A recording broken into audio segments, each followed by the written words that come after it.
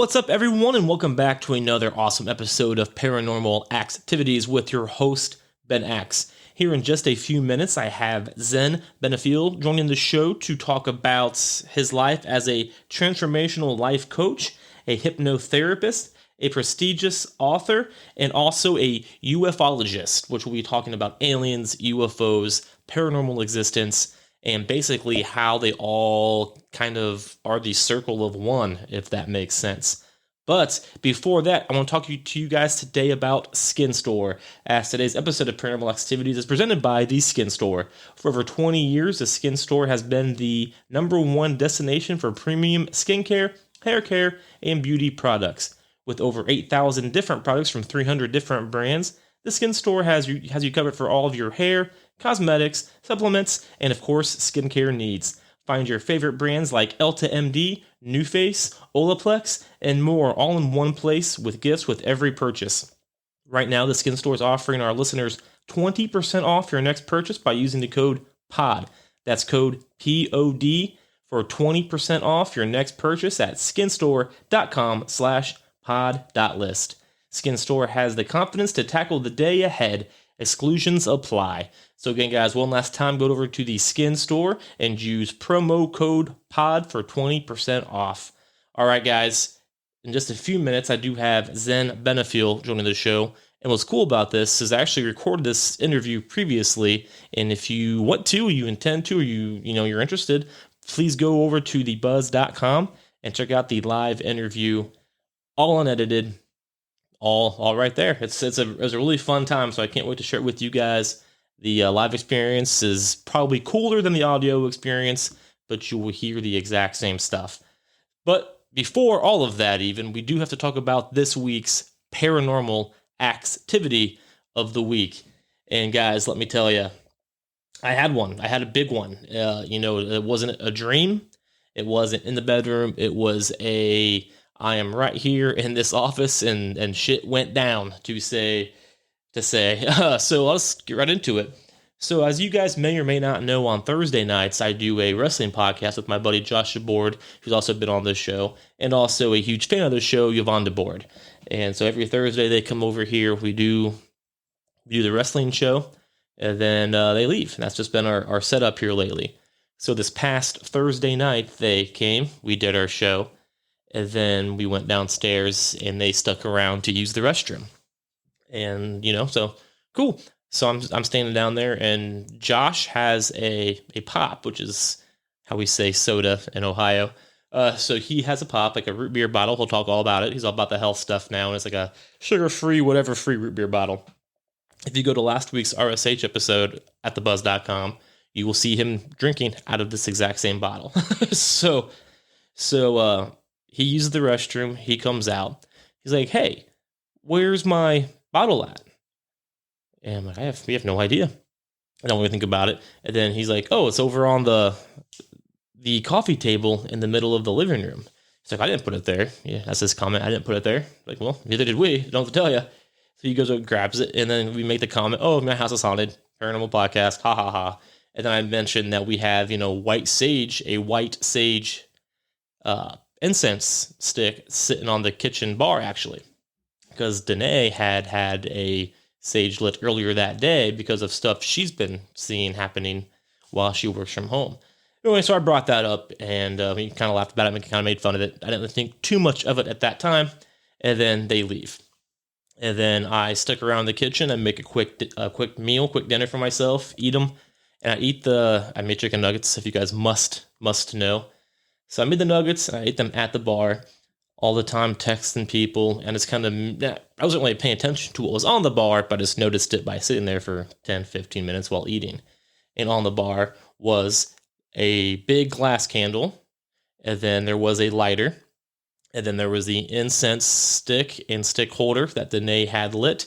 On top of the incense holder was like burnt incense that had all burnt on top of it, not spilled around it, but just laid on top of it as it burnt down.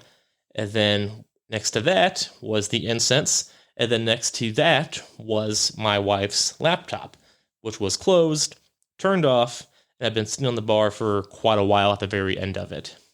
All right, that is the bar layout. So I finish eating, I go upstairs, and I'm sitting right where I'm sitting right now in the office, which is where we podcast. I'm editing that night's episode so I can upload it to the audio platforms. And as I sit down, I would say probably no more than 5 minutes, probably less time than that, I hear a big crash. I'm like, that's weird. But I immediately think the cats. We do have 2 cats, so I'm like, the cats broke something. Crowley, our dog, was sitting up here with me. He perked up and started growling, which I thought was odd, because he has never growled before. He does growl when he thinks there's like... Not even then, really. He's not a big growler. Typically, if he hears a door, he just runs down there thinking it's me or Danae, and Danae was not home. And so the fact that he didn't think it was her, he just started growling, which was just odd. He doesn't growl that often or bark. He barely barks. So he jumped up, he growled, and he ran to the edge of the steps. But I just thought it was the cats.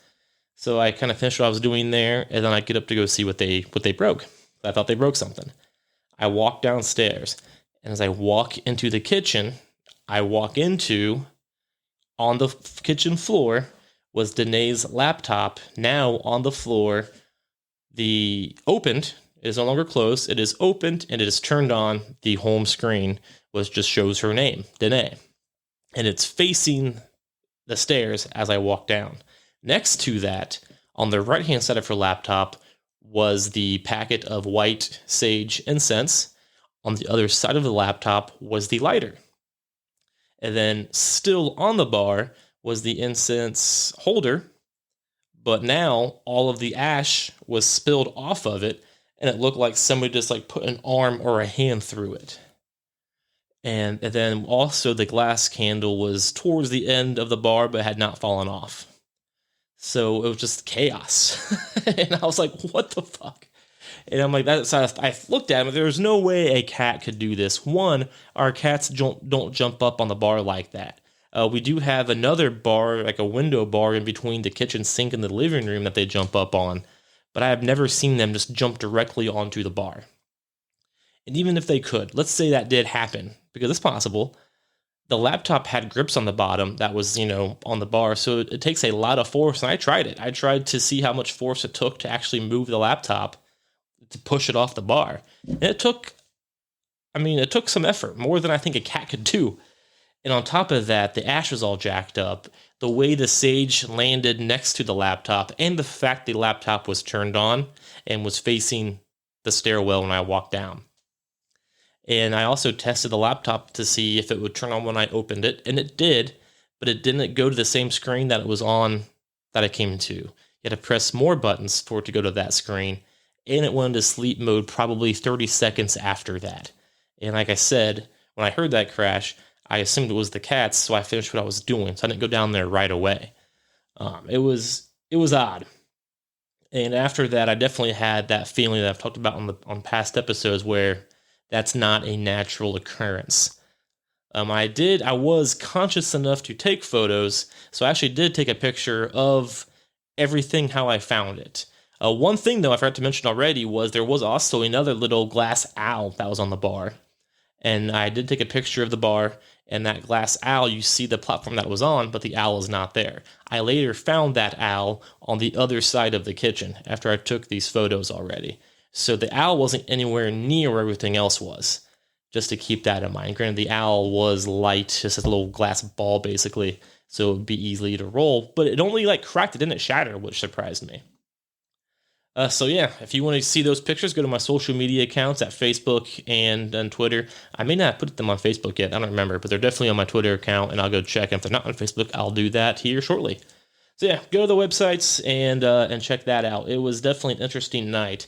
So I did go ahead and smudge sage the entire house with my big sage, the big cleansing sage sticks that I have.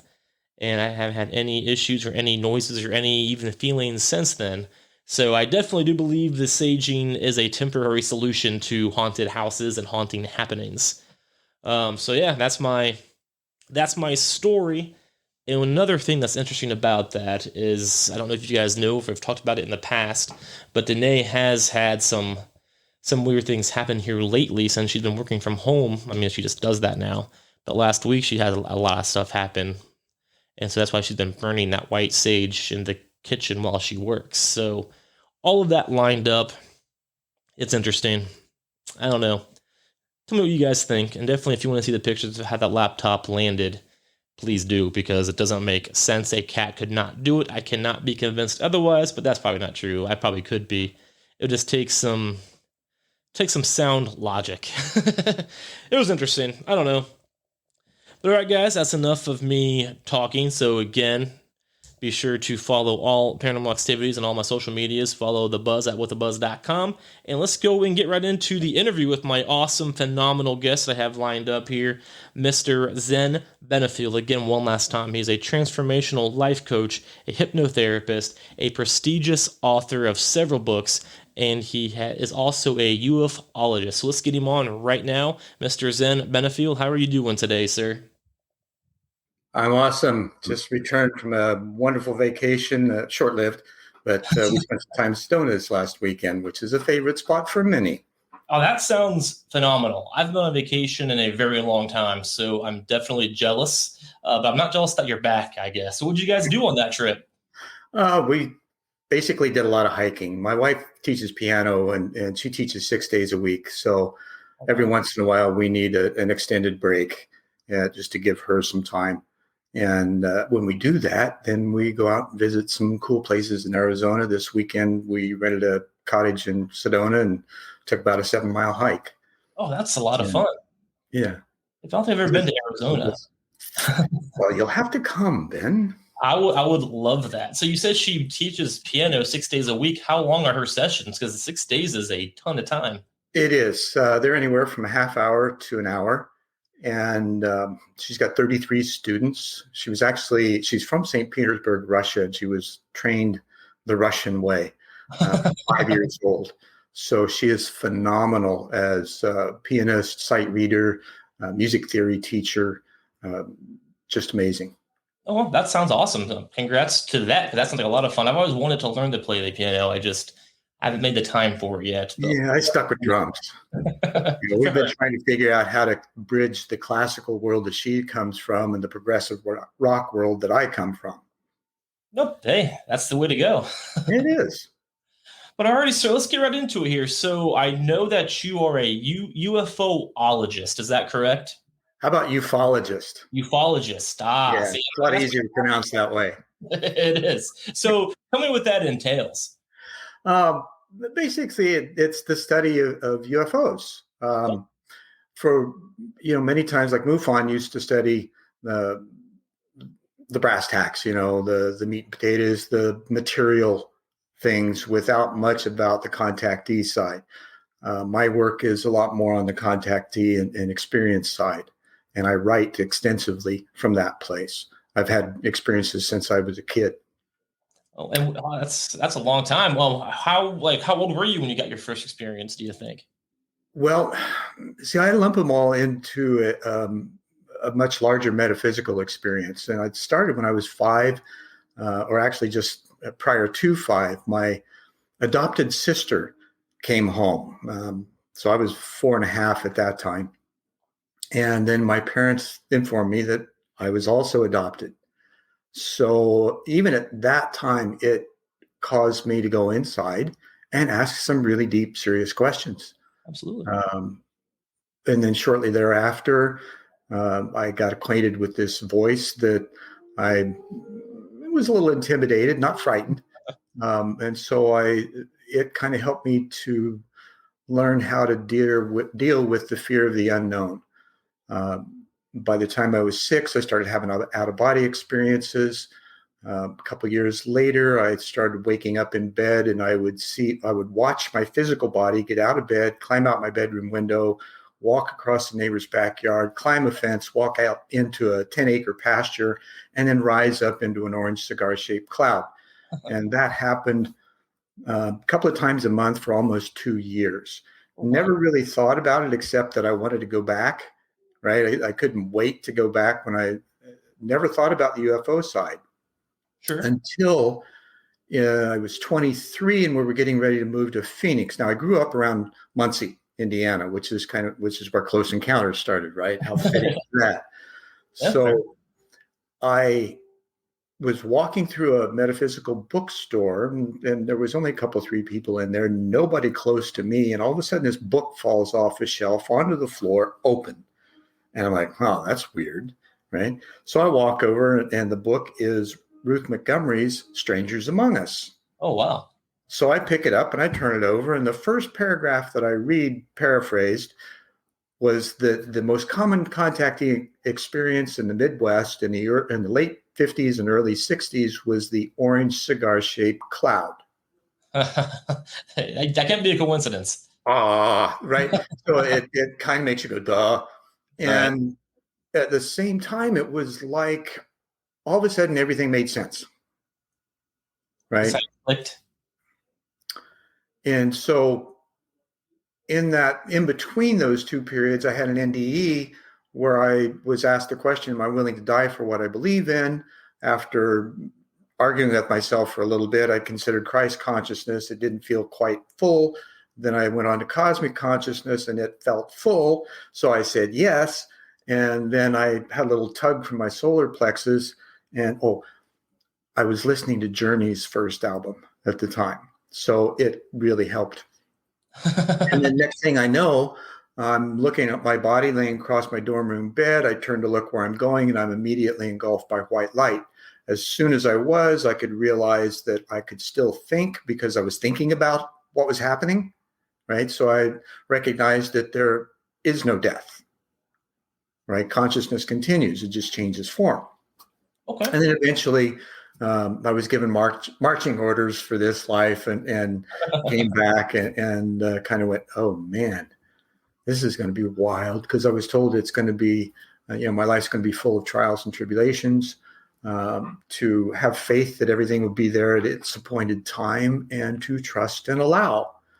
And that was the toughest of the admonitions, right? And then I came back into my body and took a gulp of breath and just laid there for a little bit, reintegrating with my body.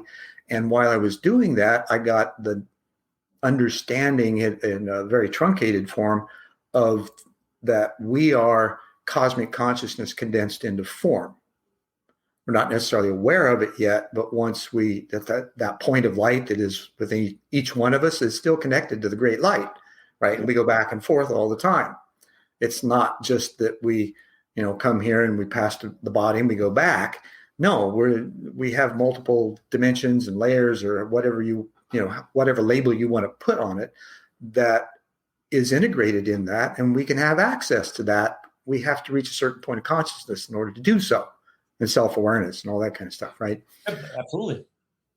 So after we moved to Phoenix, then I started having some very interesting conversations and experiences with guides and allies and sometimes ETs. And then after my divorce in '88, everything just kind of exploded. And I had one experience where you've heard the proverbial anal probe, right? I have. Well, from my experience, that's we are so far from being able to be open and transparent about our physicality and our sexuality or even our genitals, right? And so whenever any discussion goes to that place, everybody goes, oh, I can't talk about that. Right? Sure. So what I found out is that I woke up on a steel gurney on board with these electrodes lining my sphincter. And I was laughing. And these three grays were kind of pushed back against the wall in front of me. And as I was pulling those needles out, I was like, oh, come on, guys, what do you think you're doing? And I'm like, not realizing, hey, here's a perfect opportunity to have a conversation. That makes sense. Absolutely. Right? So that's kind of where it went. When I pulled the last one out, it felt like a sting. And I opened my eyes up and I'm back in bed instantly. I'm like, whoa, I want to go back. So I close my eyes and I'm attempting to go back, and I don't know how, right? Don't know how I got there in the first place, but I was there. So I wanted to get back because I knew if I was there once, I could go back somehow. Makes sense. Yeah. And in the process, I run into this being in a dark, it looked like a dark cloak, but it was shimmering between, white and black. And had that, shimmering appearance to it. And he says to me, next time, just relax. We're just trying to tune you up so we can communicate more easily.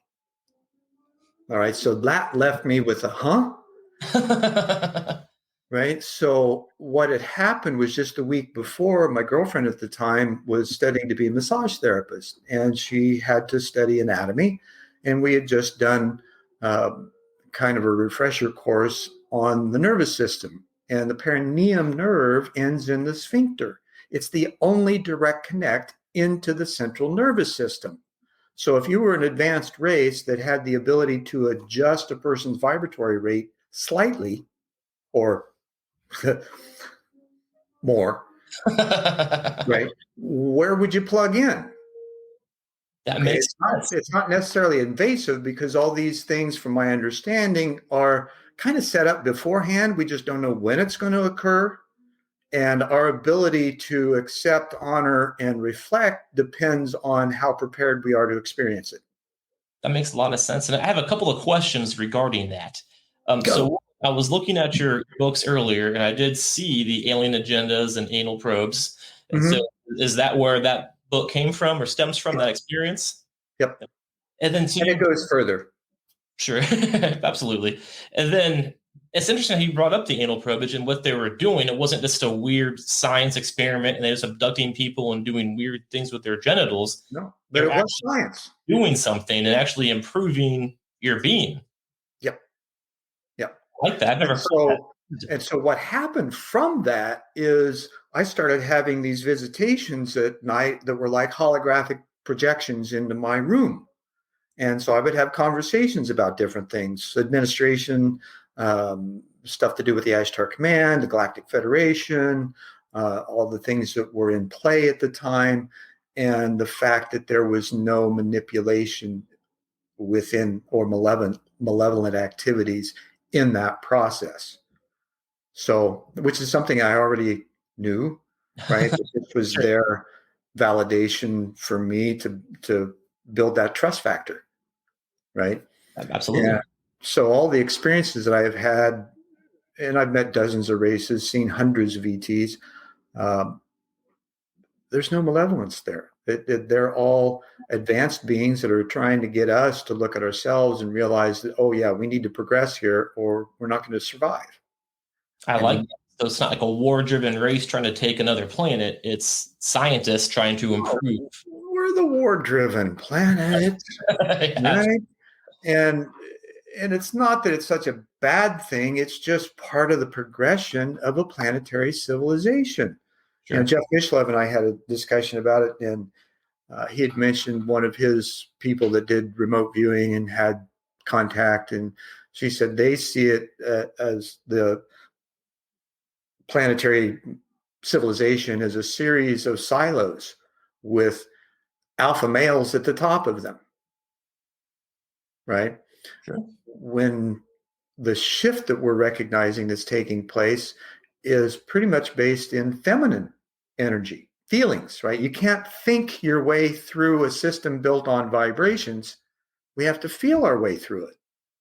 That makes sense. And it goes back to the indigenous first brain, second brain, third brain. You process through your gut because that's where everything's connected. Absolutely. And earlier you mentioned interdimensions, and so I have to ask you. You've mentioned you've said you have seen several races, all of that. So, is alien existence or UFO existence? Are the planets coming here, or are they from other dimensions that we share the same? I guess the same area, but different frequencies. Keep going. Or is it both?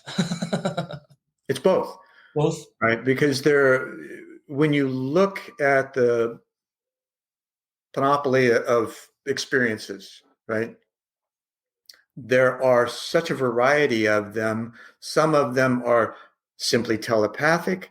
Some of them actually have what look to be a physical type of being on another dimension, uh, right? And some of them have a very tactile sensation. Those are more rare because the density of this planet is such that they really don't like to come here like that because it's very uncomfortable for them. Low vibe kind of thing. So they're interdimensional, multidimensional, ultra dimensional. Um, there's a lot of things in, it's like Horatio, right? There's more in in heaven than you dream of in your philosophy, right? Fair enough. And I've experienced a lot of that, so I know it more as fact from a direct experience rather than a theory or listening to somebody else's story or something like that. So oftentimes my conversations about them are very open. I'm vulnerable with my experience. I share it. I really don't care what you think. It's my experience. Ta-da. And I'm there to help others because I know many others. I'm one of the forerunners, I guess, because here I am 63, right? And this has been going on my entire life. Absolutely. Not necessarily contiguous, but consistent, right? So, and that's one of the things that I think some people um, don't really get. They expect it to be a consistent thing, and so they get into those periods where there's no contact and things, and they go, "Whoa, what's going on? I haven't had all this." Well, when the contact occurs, there is so much information exchange that takes place. There's a lot of learning afterwards because it's like you're given a memo, right? Then you have to apply all the information in the memo before you're ready for the next phase. So it's a constant building upon self in order to have a greater awareness of yourself and the connectedness that you have to the world. And how do you think that or how is it that they pick and choose who they pick to give this information to and that kind of stuff? Well, like anything, there's a progression, and we go through it before we come here. Okay. Right? The whole theory of reincarnation and whatnot. There are many lifetimes that we live, and those that have advanced knowledge, right, have lived many lifetimes, and many have recognized that they've come here to do something. Now they're not necessarily sure exactly what, but they know that they're here to help facilitate this shift in awareness, right? Kind of a different kind of great reset and globalization, right? Where it has to do more with creating harmony among people and planet. Gotcha. Shifting the agenda from profit over people and planet to people and planet over profit. That makes a lot of sense. I've never thought of it that way before, but as you say it in that manner, because I've always struggled with, how it works, why it works, whether they're interdimensional, whether they're from another physical planet, and you put it's all one giant circle, the way you're explaining. It is. That's the whole concept of oneness applied. It doesn't change anything about our individuated efforts and the practicality and pragmatic results that we need to get with that, because if we don't do that, none of the rest of it matters. That's a fact. Right? So we get lost in the exploration and forget to recognize what's right in front of us. And it's very simple, and the way that I explained to you makes sense, right? So how do we make that sense common? And that's kind of the process we're in right now, coming out of the Great Reset. We've never had this opportunity with the sequestration and the obsession on self-hygiene. That's a behavioral modification plan, right?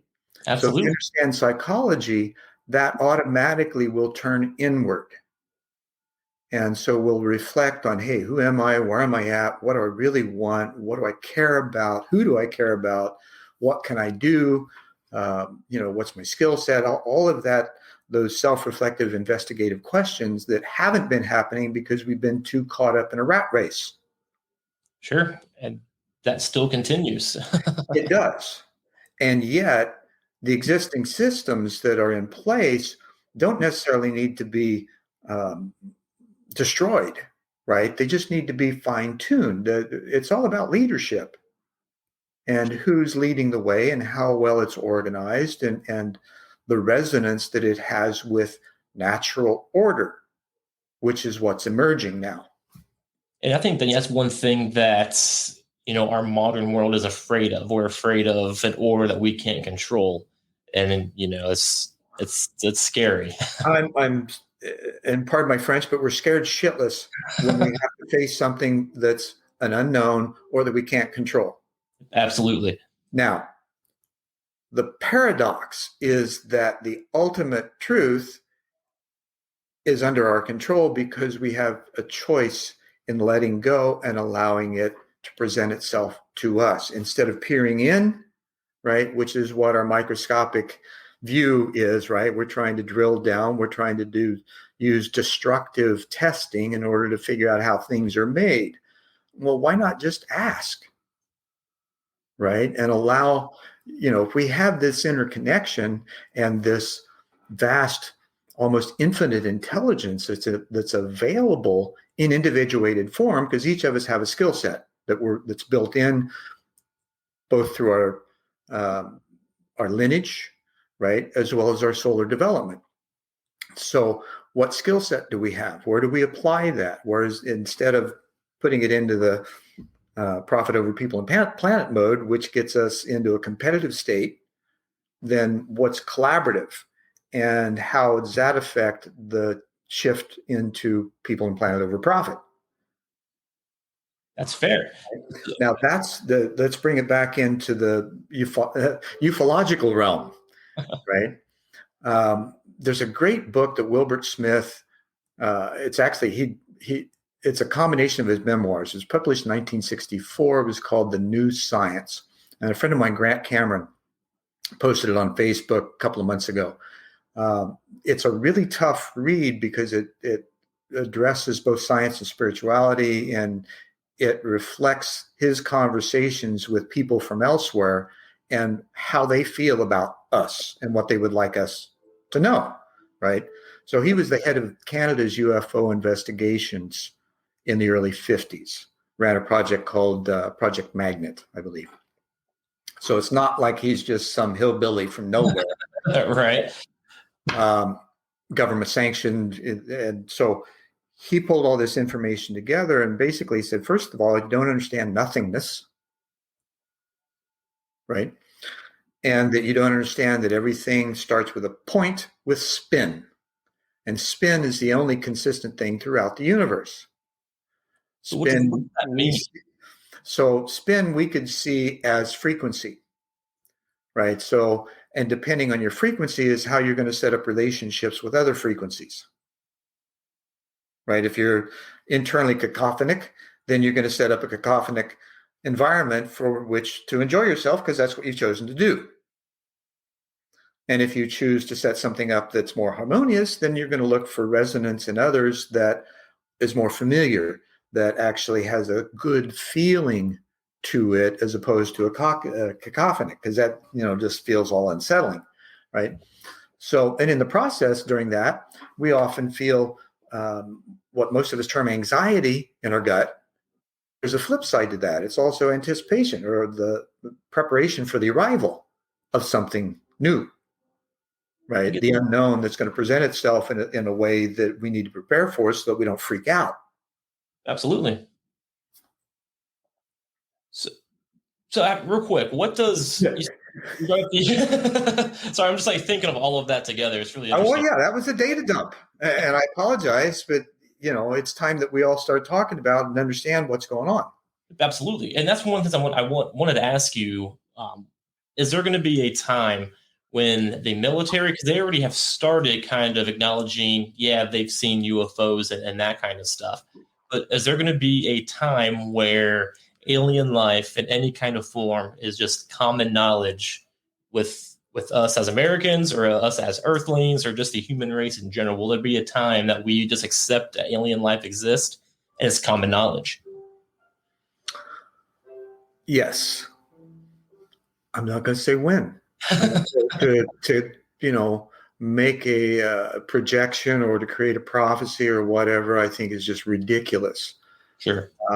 Because it depends on a lot of factors. And that the main one being how willing are we? Okay, I'll put it this way. Klaus Schwab. I don't know if you're familiar with who he is. I'm not. He is the executive founder and executive director of the World Economic Forum. Okay. Okay. So he wrote a book recently called COVID-19, The Great Reset. In that, he presents a couple of questions, one towards the individual side of things and one towards the business side of things. And the individual side, he asks, can we be compassionate and kind towards one another? Because that's what it's going to take. That makes a lot of sense. Well, if you're thinking about something that's emerging that's part of natural order, there's going to be a resonance to it that is not going to be allowed if there's any kind of conflict, right? Because it's just the energy, it's a low vibe. The higher vibe is not going to be able to come through until we make the choices to move forward collectively in that manner. Again, it goes back to the existing systems and being able to retrofit them with the people, places, and things that are necessary to provide sustenance to the people on the planet and to clean up the planet. Now, those things, there's a lot of technology. There's kids that have come up with technology that will do the trick, right? We just, we're still under the corporate eye, if you will, and the corporatocracy is in charge of both church and state, pretty much. Right. So how do we change that? Well, we develop methods to reconnect, whether it's through virtual environments now, because we can't really gather yet, or whether we kind of ignore the masquerading and begin to assemble and start talking about things. How do we do this? Right. And we're not trying to be to revolt, right?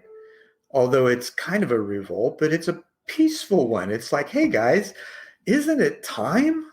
It's evolution. Right? We have done this, and it shows that it's not working. And it's like Einstein says, you do the same thing over and over and expect different results. You're insane. Absolutely. Right?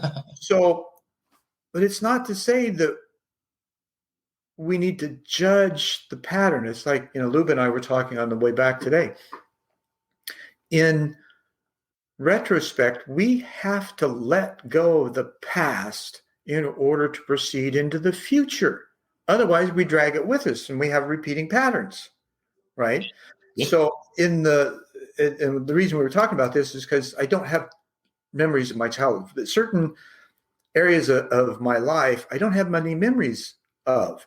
And it's post a significant emotional event, usually metaphysical, that happened during that time is a rite of passage that took me to a new level of awareness, right? Okay. So it kind of taught me that letting go of the past is more appropriate if you're going to move into the future because you're going fresh. That makes sense. In talking about levels, you brought up earlier too, you brought up how the afterlife, not afterlife, but reincarnation, each level is a different reincarnate, if that makes sense. And well, speaking of afterlife, and this is up your alley. I told you there was something I wanted to share with you earlier. So I had a friend that I grew up with. His name was Steve Absher, and we called him Blab. Yeah, that was just his nickname. So after we moved to Arizona, he died in a motorcycle accident. And at some point, I got a wild hair, and laying in bed, I started reaching out to him. I prayed first. I said, Jesus, if it be your will be done. Could I talk to Steve? And so I start projecting consciously, Steve, are you out there? Steve, man, can you hear me? Nothing, right? And so I get louder, Steve, right? Still nothing. And I think, oh, there's probably a few Steves out there. Makes sense. So I was like, Blab, are you out there, man? Is that, can you hear me? And my given name's Bruce. He says, Bruce, is that you? And I said, yeah, man, where are you at? And I'm bing, right in the center of my vision was his face.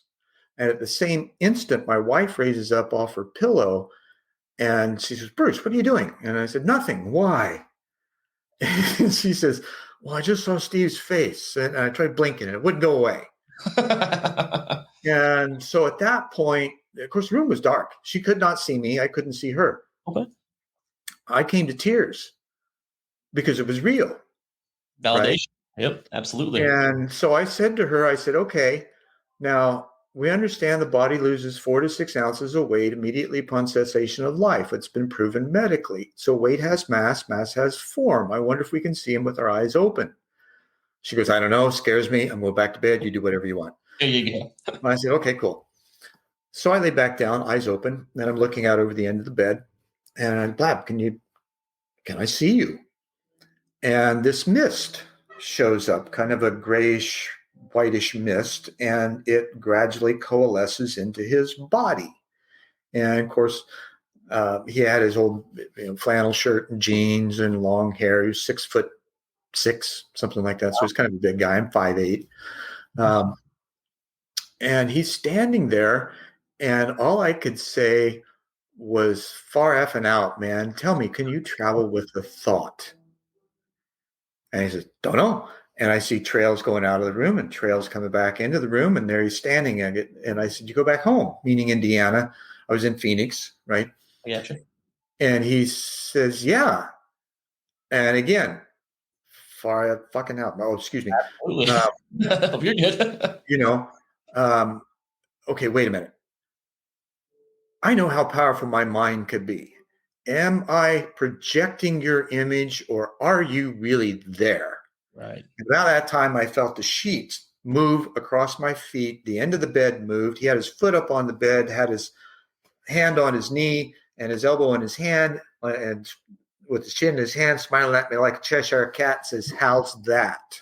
Boom. That's crazy. And so at that point, I could not take it anymore. Not that I couldn't take it. I couldn't take it laying down. Right. Too much energy. So I got up, got dressed, took a walk. This was like 2:00 in the morning. Walked a mile, got a pack of Camels. No, actually, it was a pack of Cools. And spent the next hour talking to him about what it was like on the other side, and kind of maybe giving him some hints and questions about how to navigate, because he was still fresh and didn't know how. Not that I knew, but I'd been there before. So I had some different questions that he may not have had.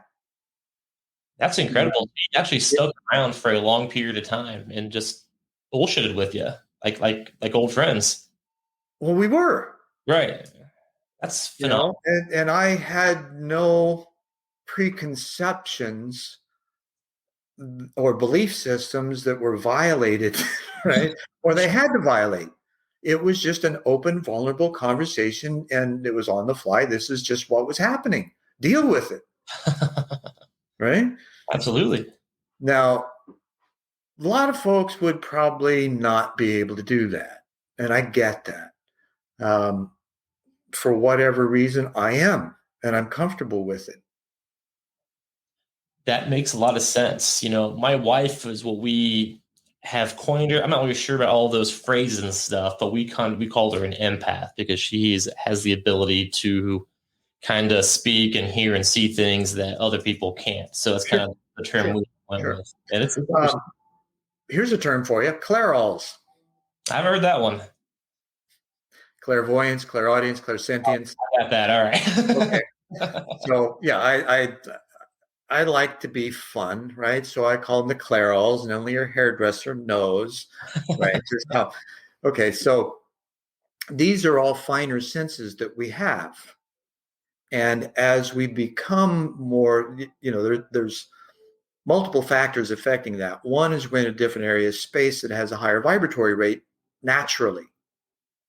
And then we have this shift in consciousness that's consistent with that. Jose Arguelles and I, before he passed, he was a good friend. But we had a discussion about the progression through the shift.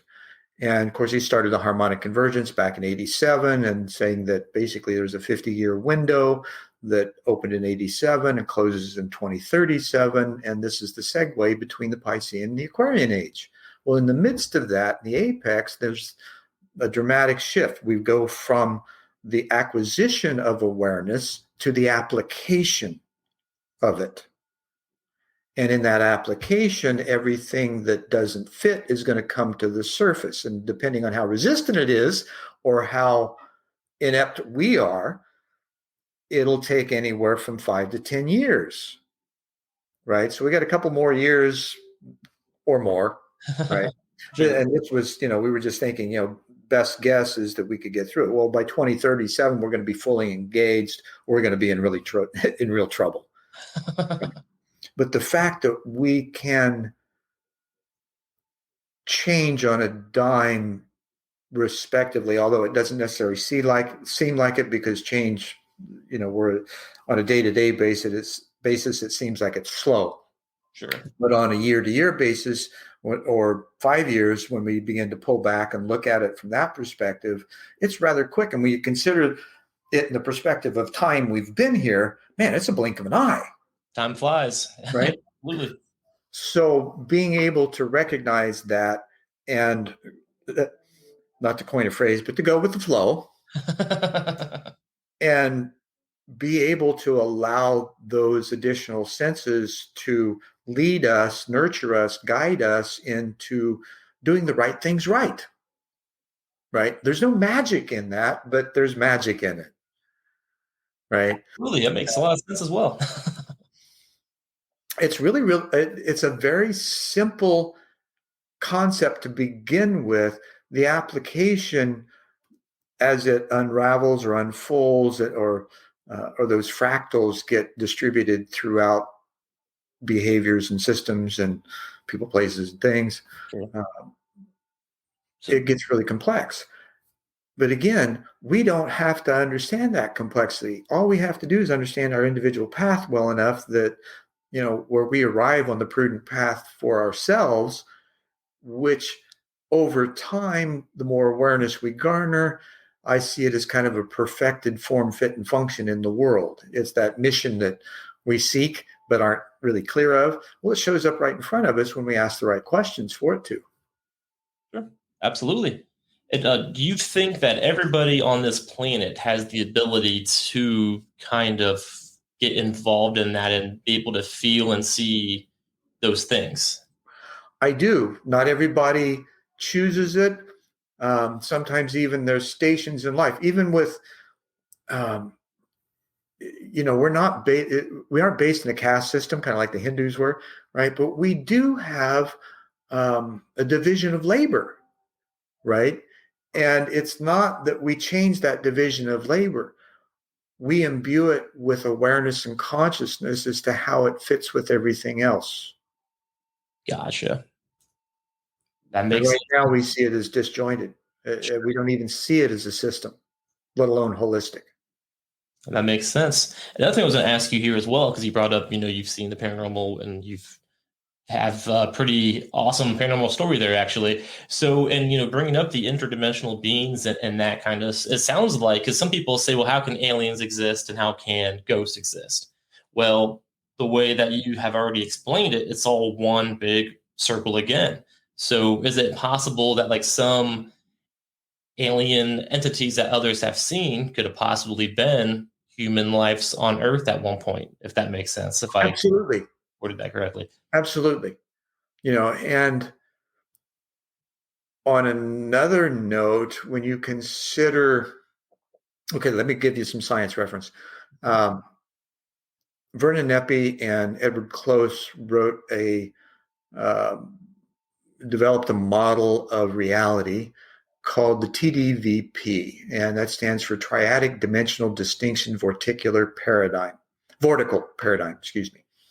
And what they posit is that consciousness, space, and time are tethered across 9 dimensions. And that's for us. Now, it doesn't exclude other dimensions. Gotcha. Okay. Right. Now, that fits with the model that I experienced called the multiplane awareness that William Swigert developed back in the 1950s. Same time that Smith was about his work, interestingly enough. Fair enough. And it was all the same time that the Urantia book was being compiled and presented. Now, what happens gosh, I almost lost my train of thought. So in the Actually, I did lose it. Woohoo! Sorry, I didn't mean to distract you. No, I distracted myself. I do that enough. I try to be a tangentialist and bring it back, and sometimes I get lost in the cycles. I understand that all too well. I talk faster than my brain usually works, and I just get flustered in my words all of the time. So completely understand. Well, anyway, let's. It'll come back around. I'm sure there'll be a point to illustrate. Absolutely. It was about the multiple dimensions, and so see how that works. When one understands the multiple dimensions that we exist on, we have bodies on those dimensions, we have consciousness specific to that bandwidth of frequencies and consciousness that we live in, right? Now, we have the ability of expanding that view, and especially being physically incarnate, we have access to all of those realms. And this is part of the process that those that we know as ascended masters learn in order to be able to take their body with them, because they're connected to all the other realms in order to be able to do so, right? So, and we still, that sounds like right, that sounds almost incredulous, and yet it is, or that's how it is from my understanding. So my point was going to be that we could at the same time inhabit what we think is an alien body, right? Absolutely. So when people show up, for instance, my wife's had a number of occasions where she just gets pulled up, and all of a sudden she's on board a ship with others, right?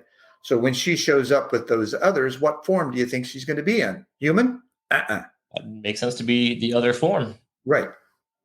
Now she can't see herself, Sure. but they interact as though As she's their one. one of them. And what do they look like? What does she explain that they look like? Oh, well, she's got one that's been around for a while. It's an Arcturian. His name's Nick. And he actually came to her on our wedding night and told her that they were proud that she was now the bride or the wife of son of Ashtar. Now, that's a whole nother story. Okay? One of the ones that she remembers most distinctly is kind of a squirrel-looking character. She says he's got the head like a squirrel, big eyes, and he's just really vibrant and loving, right? Because when you're in the presence, it feels like you're completely transparent to them, because you are. They see right through you. They read you because they have all of those senses developed that we talked about earlier, the clairals, right? Yes. Only they're way more advanced than just, like psychometry. You pick up a pen and hand it to somebody, and then they can read the pen and tell you all about who just touched it, right?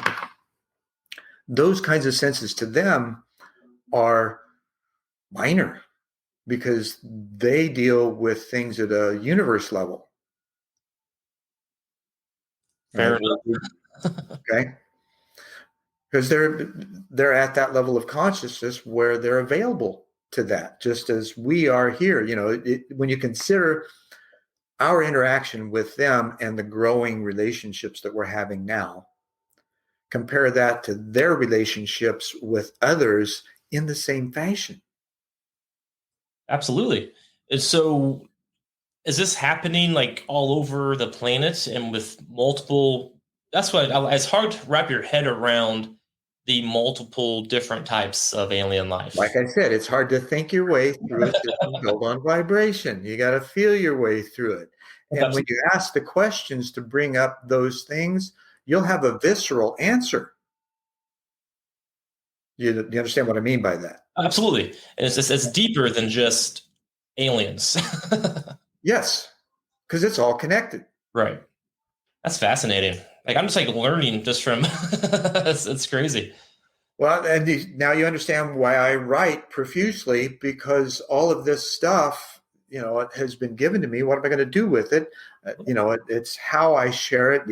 Considering the audience listening capacity, and it hasn't been there until recently. Sure. So, and as an example, talk about dreams come true. And my coaching business is actually called Be the Dream. I came up with the name back in 1988 during my exit from the aerospace company. Okay. So we have the ability of being able to connect with those, and I'm going off on another tangent here. Oh, you're fine. To connect with those visceral events, right? Ask better questions about them, and then open up to a greater reality to look around and begin syncing the outer world with that. Because it's here. All we got to do is open our eyes. There's in some instances, I used to do guided tours for people, and still do sometimes. And depends on the coaching client as well. It comes in handy there. Absolutely. But those guided journeys, we see things two ways: eyes open, eyes closed. There's a third way where you see the same thing with your eyes open as you do with your eyes closed. And what does that mean? We call that the second sight, right? Now, sometimes we close our eyes and we see something and we're looking at things. And that's, I think, the most prevalent term is second sight. It makes sense. I've experienced that. You have your eyes closed, and then you just see stuff. Yeah. Absolutely. So those kinds of things, being able to just be aware of it and be okay with it. It's weird. Yeah. I love it. Right. I'm probably one of the weirdest guys you'll ever meet, and I love it. And absolutely. I have a lot of fun with life, and people enjoy engagement. Right. And do you think that maybe that's one of the reasons that started happening to you at such a young age, and you had the ability to be open? It was set up. Absolutely. Was to teach it? I had to learn it, had to experience it. You got to do that. I was a high school teacher for half a dozen years. And in our the teacher cert program, one of the things that we had to be able to do was understand that passive learning, you retain maybe 40% of the material. When you teach it, you retain 98% of it. Absolutely. So, which means you have an experiential base that you can continue to grow on, and for yourself as well, right? And to be able to deliver more highly functional material in ways that are more understandable. Again, back to Einstein, he said, if you can't explain something simply, you really don't understand it. Makes sense. Appreciate that. that way of thought. That's phenomenal. So I know you've written a lot of books. You have them all listed here. I don't. This is just half of them. I wrote some of them down here as well. I didn't write them all down, but I have a couple here. We have 0 to 1. And so what are your... It's not there either, is it? What are the topics of your is each book the same topic in a different way? How do you write? How do you go about writing, and what's your intent with those books? Pieces, the main book, which is right behind me, Stubbing My Toe on Purpose. That is a retitled compilation. I wrote 3 books called Zendor the Barbarian initially, which is the one just left of it. And after people telling me for years, you need to write a book, I love to write, but not yet. So the universe finally provided some time, and I started writing, and stuff just started pouring out. So Stubbing My Toe is kind of a autobiography. Now, Jeff Mishlove made a comment about he was impressed with my ability to observe and report on subjective experiences. Right. So that's where the understanding and teaching comes, so that I can explain how others might have a similar experience and be able to set them up for their own direct experience. Because it doesn't matter whatever I say doesn't mean a hill of beans if you're not able to experience it yourself. Absolutely. And that even translates to paranormal things. I've heard a lot of people's stories. It's hard to really believe or take seriously until you experience your own. That happened to me at a young age, and now I can accept and understand and really feel other stories. Right. So that translates. So I got set up with this. Number one, I was orphaned. Number two, I was adopted by a family with the last name of Benefiel, which when I finally researched that, it means good fidelity. Oh, You know, how you got to look at yourself in the mirror and do otherwise. Um, and Bruce is kind of a dweller of the thicket, right? So I had all these word games and stuff, and my parents dad was a 32nd degree Mason, mom was an English and lit teacher with also a master's degree in music. Um, and they were both avid readers, and they encouraged my curiosity, and to a point where I started having things beyond what they could deal with, even as a kid. The orange cigar shaped cloud. I tried to talk to mom about the voice, and she just kind of blew me off. So I realized, okay, that's a dead end. So all of this, I just got to internalize and help. Absolutely. So, and I got to help internally, fortunately. And because of that, then, and with all the other experience, I got to be honest, for a long time, and I had people say, "Hey, you're not from here." Well, duh. But physically, I had the question, and there were others that had said, "Hey, you were dropped off here," and I'm like, eh. So when we first got married, my wife's first Christmas present to me was an Ancestry subscription. That's kind of neat. 2 years later, my half sister shows up, and then I meet my birth mother, 61 years old, right? She had been wondering about me, and the kid and her daughter finally said, "Hey, we got to do something." Oh, wow. So we connected. Then I found out that I had met my father at a UFO discussion group in Oh, Phoenix in the late 80s and spent the weekend with him at his cabin in Prescott. not Neither knowing. one neither one of us knew, Wow. or at least I don't think so. He Right. may have. He may have had an idea. Wasn't even on my mind. Sure. Right. I mean, that So doesn't happen. So there's something right. to that. So apples don't fall far from the tree.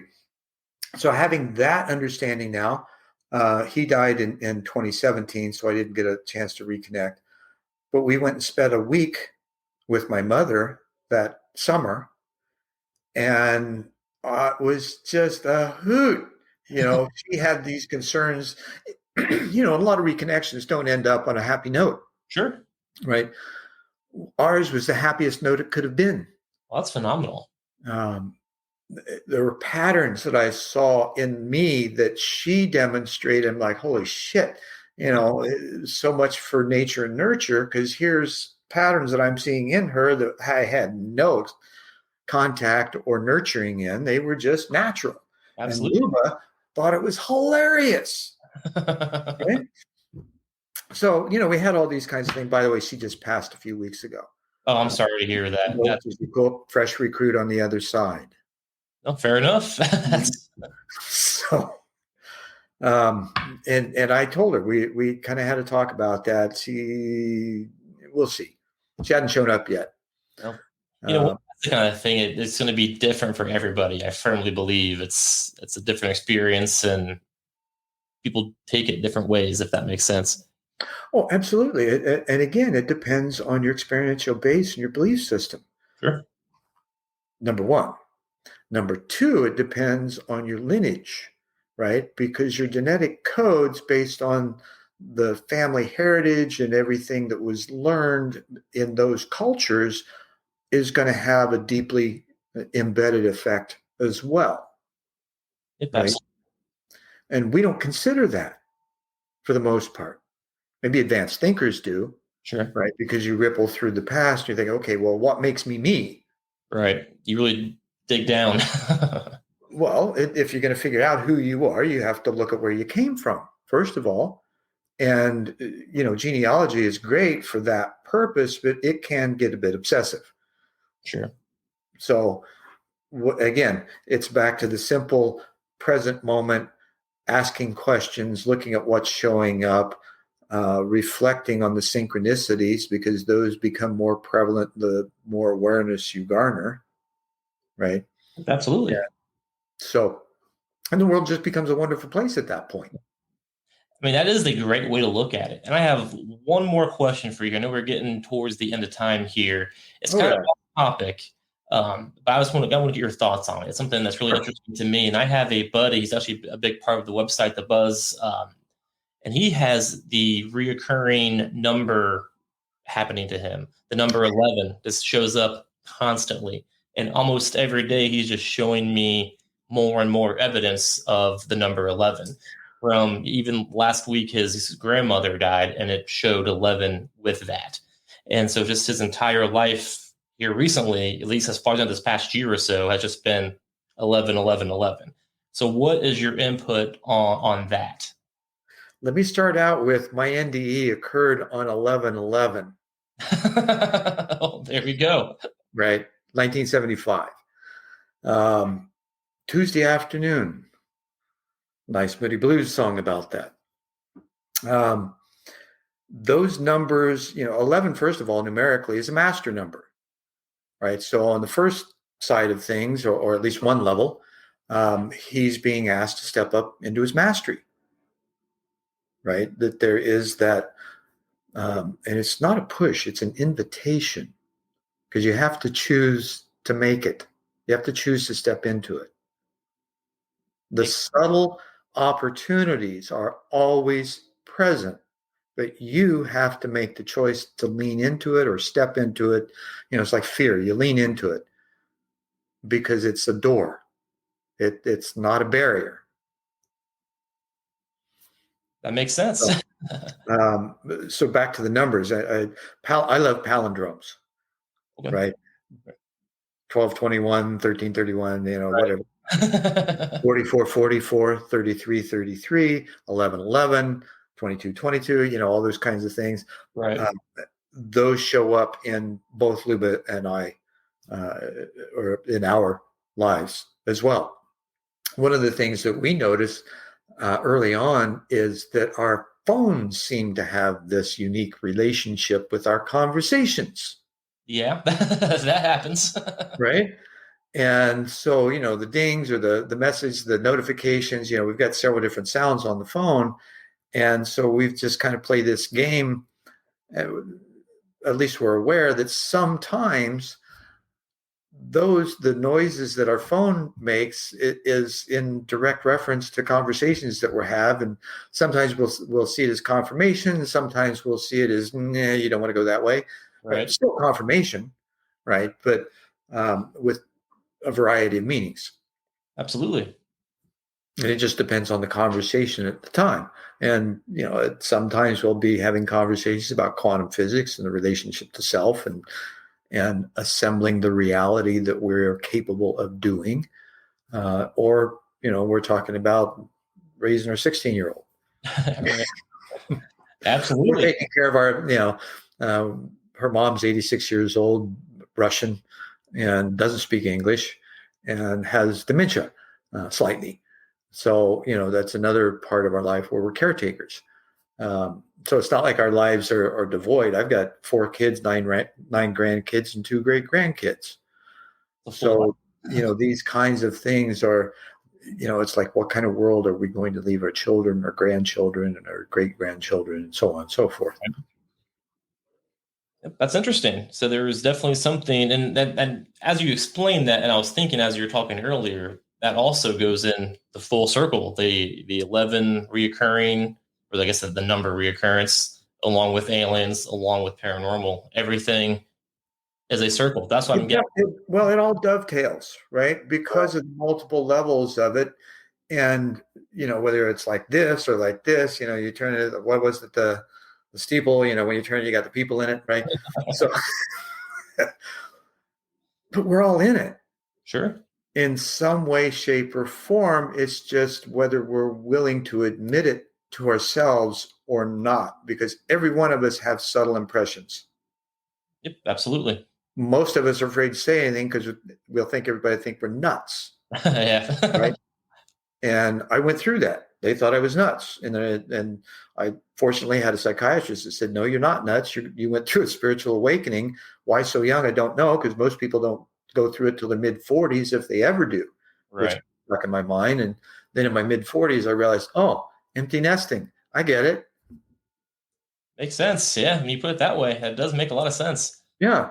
Well, everything does. It's just, it's figuring out what perspective to find, whether it's circular or spherical thinking, to look at it in a way where everything just finally locks in and makes sense, because it will. And if it doesn't, you're not there yet.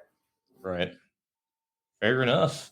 Well, sir, I appreciate you taking the time to hang out with me tonight. And before we let you go, tell us how we can find you, your websites. I need you to promote yourself right now, basically. Wait, yeah. Let me put my radio voice on. Okay. There you go. Sunday. No. So I have a personal site. It's zenbenefiel.com. It's ZenBenefiel.com. And that's got a smattering of all the work that I do. I've got a bunch of different websites. I have 3 businesses that I run. One is Team Partnering, also teampartnering.com. I facilitate pre-construction team building sessions for major construction projects. That's interesting. Buildings, roads, bridges, waterways. My last one here in Arizona was the F-35 operations and maintenance facility at Luke Air Force Base. So I've done some high level stuff. I also have a web development social media business called Plank Media, Max version, PLANCK media.com.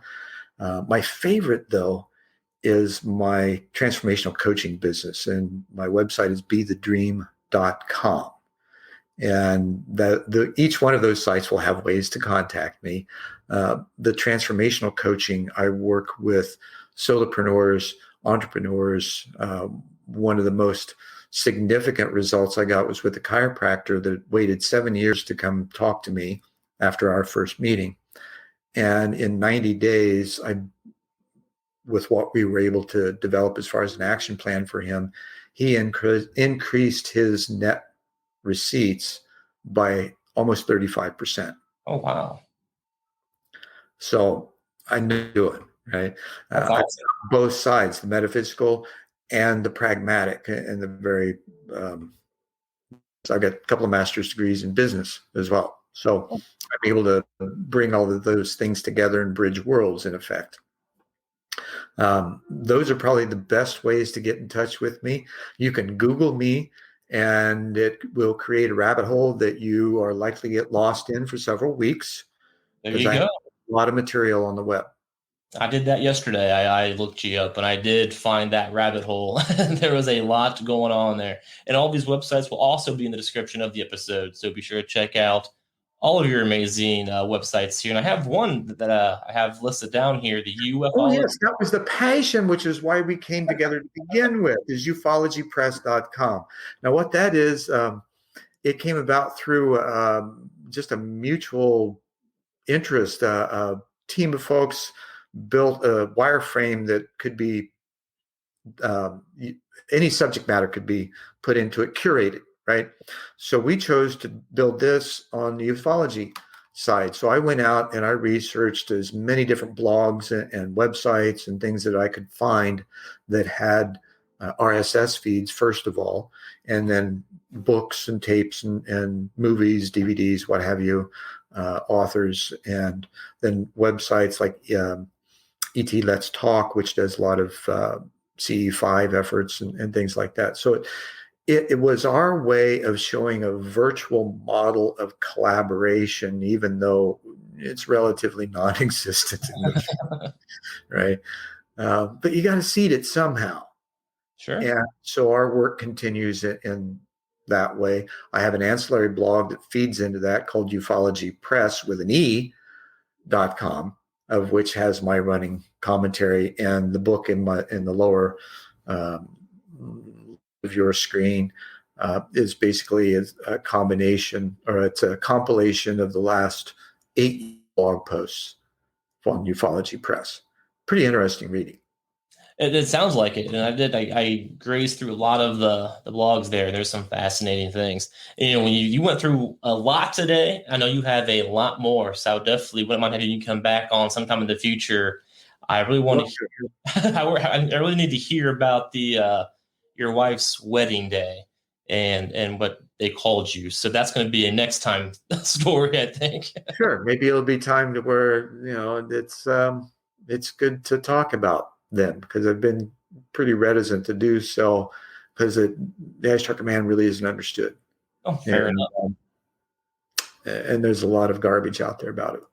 That's fair. But I really do appreciate you taking the time to hang out with me today. I learned a lot. I feel like I'm walking out of this episode as a student in a classroom, if that makes sense. And like a lot of it seems validating, because I always thought everything is connected in one way or another, and there's just trying to find those pieces. So that makes a lot of sense. You're going to love this, Ben. So we found the actuarial table. Come on. Right? You know what an actuarial table is, right? I don't think I do. Okay. It's what life insurance is set up on. Oh, I gotcha.